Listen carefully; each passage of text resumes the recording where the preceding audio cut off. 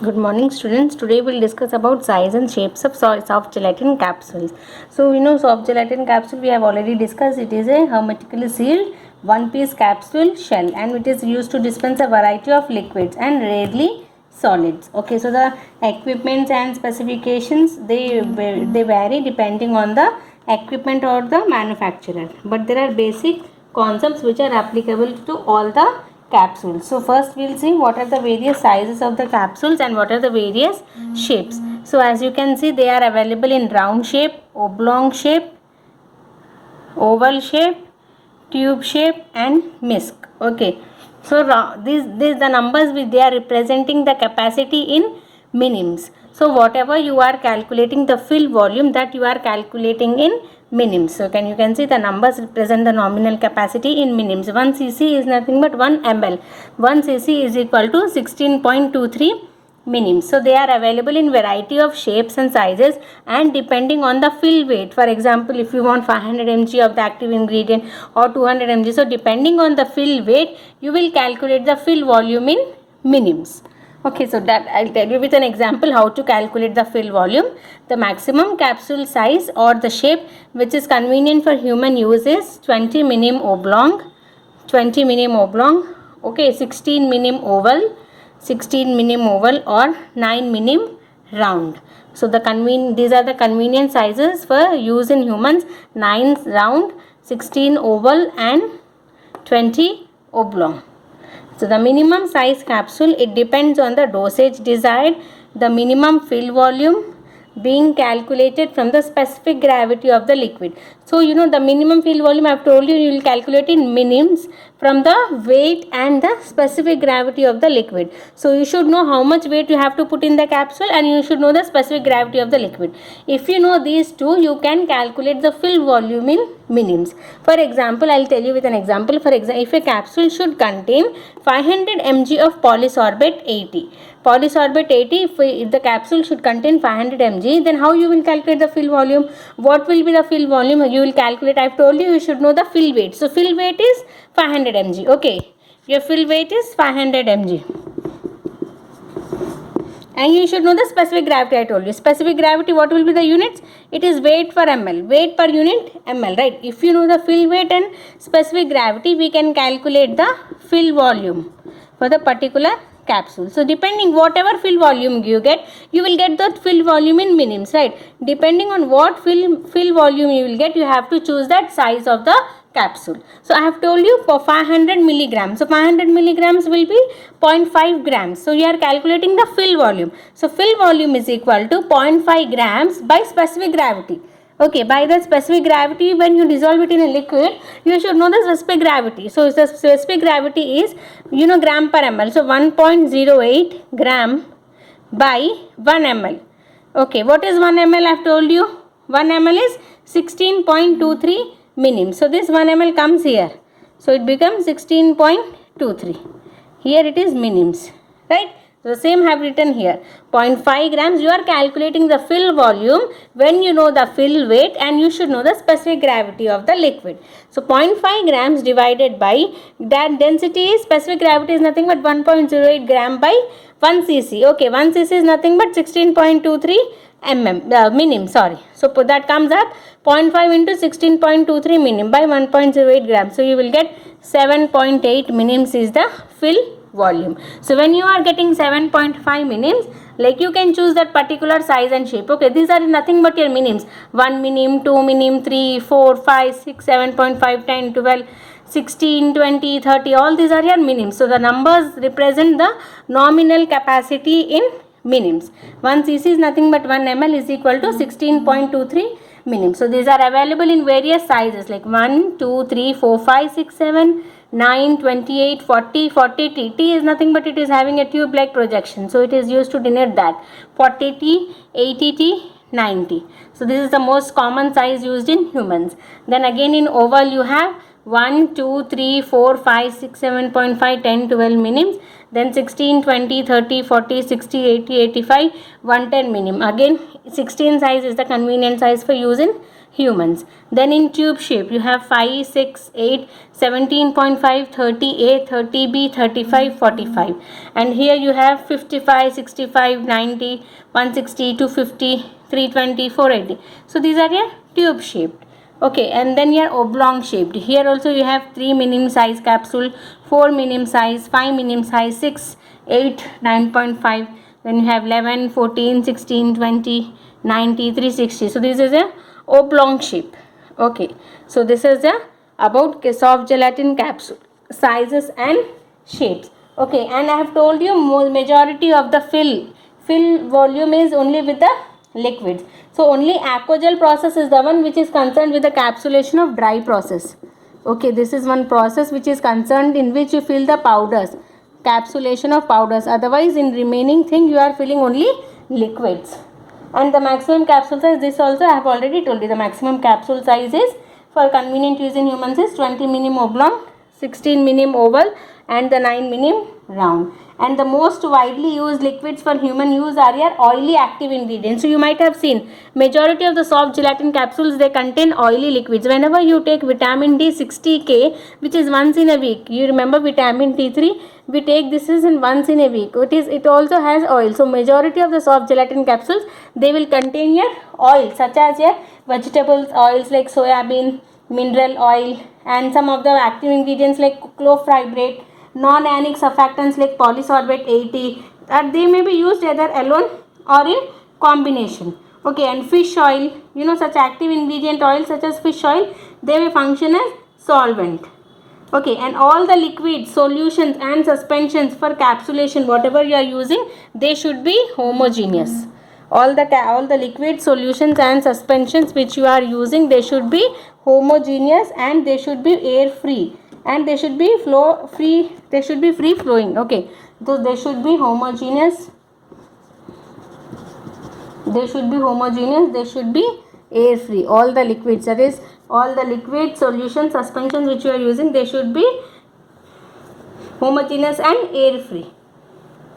Okay, and then the minimum fill volume, with this we have already calculated. So please refer this from Latchman page number 566, 567. Just go through it, what he is trying to explain. I have already explained you in simple terms. He has just explained it in more complicated way. I want you to go through it and let me know in case of any doubts in the today's interactive session. Okay, so please go through the pages 565, 566, 567, and then you will see in page number 568 we have to discuss about base adsorption. So this is a very important question. It can be asked for 2 marks.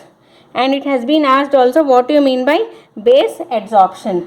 Okay, so this is base adsorption is nothing but it is expressed as number of grams of liquid base required to produce. See, you are filling liquid in that. So how you will prepare that liquid? The solid you will dissolve in a liquid. So then that will become a solvent system. So the solvent which you are using to dissolve that solid, okay, that is your liquid base. So it is the base adsorption is the number of grams of the liquid base which is required to produce a capsulatable mixture. Capsulatable mixture means that mixture should be able to be capsulated in the shell. So how much grams of liquid you are requiring for 1 gram of solid to produce a capsulatable mixture? Nothing but the mixture should be able to be encapsulated in an empty capsule shell. That is nothing but your base adsorption. So base adsorption is equal to weight of the base divided by weight of the solid. Okay, so you know in the determination of base adsorption, the solid must be completely wetted by the liquid base. So there is one practical procedure how you can determine. I will discuss that practical procedure with you, that will make you understand more easily. So once we discuss with the base adsorption, then in the next class we will start with the manufacturing equipment of the soft gelatin capsules. Okay, so a practical procedure for determining base adsorption is as follows. So what you have to do is you have to take a beaker. Okay, take one beaker. In that you put 40 grams of solid. Weigh a definite amount, for example 40 grams of solid into a, this is let us say a 150 ml tared beaker. Tared means you have tared it to 0, right? So this is a 150 ml tared beaker in which you have kept your 40 grams of solid. In a separate 150 ml tared beaker, you take another separate 150 ml tared beaker, and in this you keep your 100 grams of the liquid base. You keep 100 grams of the liquid base. Now what you have to do is add small increments of the base to the solid. Add small increments of this liquid base into the solid and using a spatula stir the base after each addition. Okay, whenever you are adding the base, stir with a spatula after each addition so that the mass is completely wetted. You have to add the liquid and you have to stir using a spatula until the solid, stir the base into the solid after each addition until the solid gets thoroughly wetted and the solid is uniformly coated with the base. Till then you should add the liquid base, and this should produce a mixture that has a soft ointment like consistency. So till you get the ointment like consistency, you should keep on adding the liquid base. Continue to add liquid and stir until the mixture flows steadily from the spatula. So when you are holding the spatula at 45 degrees from the beaker, the mixture should flow steadily and it should have an ointment like consistency. That means the flow should be even and continuous. So this is the end point. Till then you should have, and at the conclusion the base adsorption is obtained by base adsorption is equal to weight of the base by weight of the solid. Okay, so I have already told you what is specific gravity. The base adsorption mixture will be milled and homogenized and deaerated and the specific gravity will be taken. Why? Because you to know the fill volume. You know, to know the fill volume, you should know the fill weight and the specific gravity of this liquid, whatever you are getting. If you know the specific gravity of the liquid, now you got a liquid base, right? Liquid base you have dissolved in solid. Now you have got an ointment like consistency. Of that mixture you should find out the specific gravity, and if you know the fill weight you can calculate the fill volume. So for this base adsorption mixture what you should do is you should mill it. Okay, mill it, homogenize and deaerate. Deaerate means you should remove any air particles. Mill, homogenize, deaerate, and then you have to measure the specific gravity. So I have told you specific gravity is the weight of the mixture per cubic centimeter, or you can say per 16.23 minims, because 1 cc is equal to 16.23 minims. So the specific gravity is the weight of the mixture per cubic centimeter or per 16.23 minims. So as in the case of liquids and solutions, the specific gravity may be used to determine the size required for a given quantity of the particular mixture. Okay, and one more thing is the base adsorption is also used to determine M by G, minim per gram factor. M by G is nothing but your minim per gram factor. The base adsorption is used to determine the minim per gram factor of the solid. So minim per gram factor is nothing but the volume in minims that is occupied by 1 gram of the solid. Okay, the M by G. Write down what is meant by M by G. This is determined by using base adsorption. Once you know the base adsorption, you will determine the minim per gram factor of the solid. The minim per gram factor of the is nothing but it is the volume in minims. Okay, is equal to, it is nothing but volume in minims that is occupied by 1 gram of the solid. Okay, that is occupied by the 1 gram of the solid plus the weight of the liquid base required to make a capsulatable mixture. Okay, plus the weight of the liquid base. Weight of the liquid base, you know, you are adding a liquid base to the solid to produce a capsulatable mixture.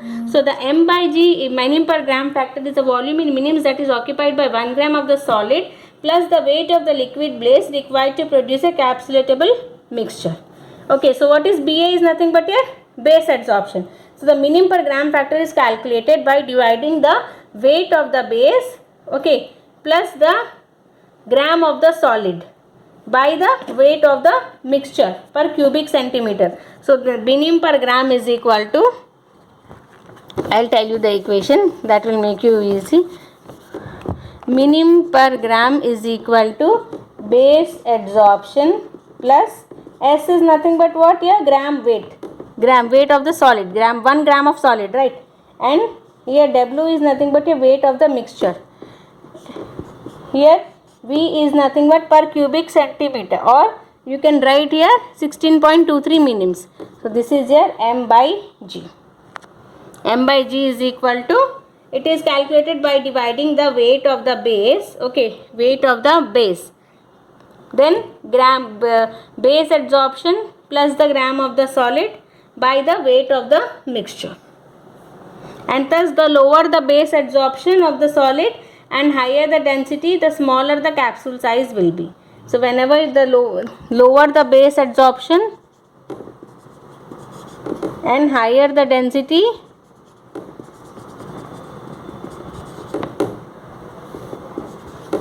the smaller is the capsule size.